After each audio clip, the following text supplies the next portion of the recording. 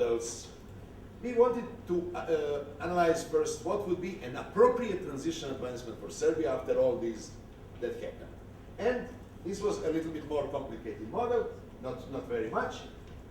We took that EBRD indices as a measure of transition progress depend on initial GDP, dummy for market reforms that we have already encountered in our simple model, number of years under communism, the difference between black and official exchange rate at the beginning of transition as a kind of measuring distortions at the beginning of transition, and calculate all this for all countries except Serbia, and then we put Serbia in the model to check whether it was achievable for Serbia or not.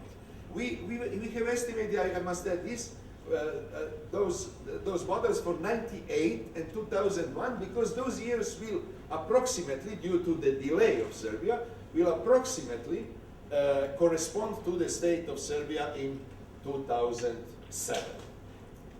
And of course, here results are for 98 and here for 2001.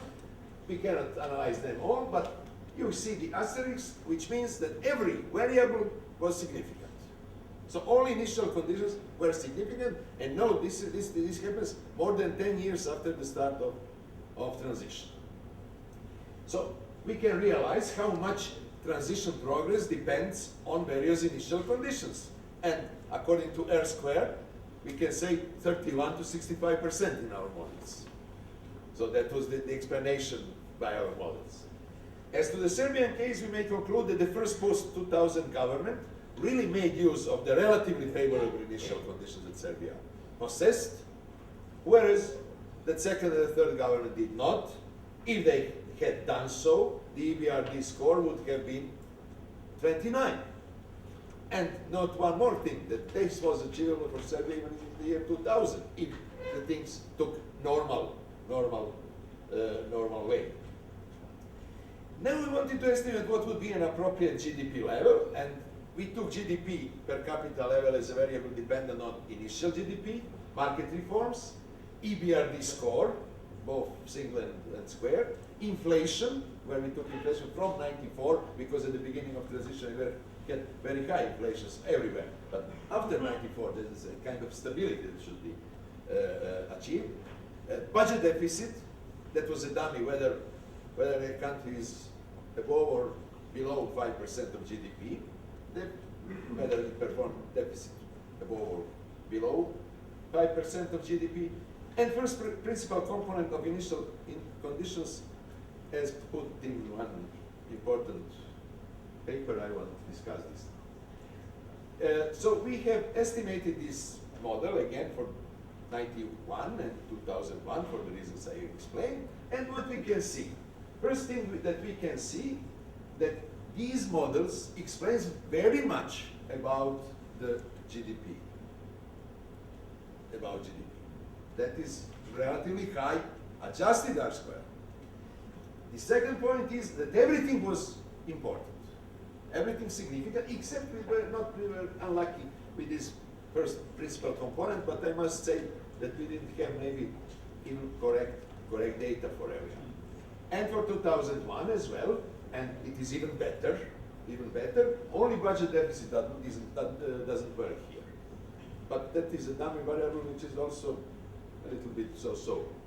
So all other variables, inflation, GDP, initial GDP level, whether we had market experience, whether the country had market experience, everything works. It works at it's very significant. What are the results of general importance out from these models? Initial GDP is always highly significant. And look, this is 11 years after the start of transition.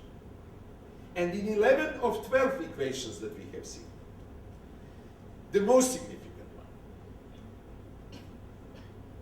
Market reforms, similarly, highly significant. Somewhat less in equations 5 and 6 in 2001. EBRD, that is policy, is significant, but the least significant, when you look T values, for instance, the least significant. Macroeconomic stability, very important, significant, particularly inflation.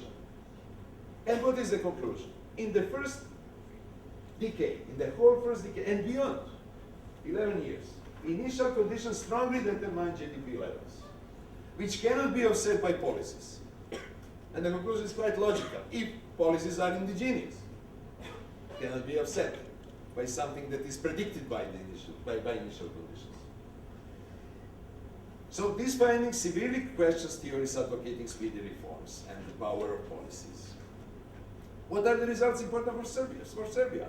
The results prove that after 2002, government policies were below desirable level. In terms of GDP, this resulted in a loss of around $1,000 per capita.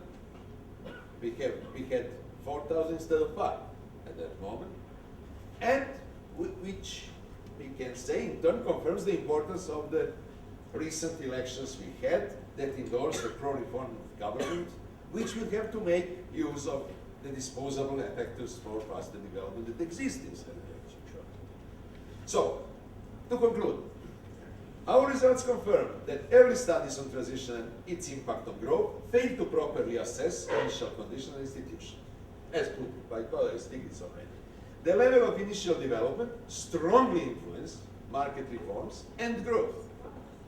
During a relatively long period, it cannot be offset by rapid reforms since the policies themselves appear indigenous. This may add to understanding of the Balkan lands, except for Serbia, bad policy, we have defined this. As well as in some cases of the former Soviet Union countries and Asian countries, except for China, who promoted a new gradual approach in their system. And finally, I think that this kind of thinking might help in proper analyzing of further developments or in promoting development in those countries and understanding of the performances in the longer run. Thank you for your attention.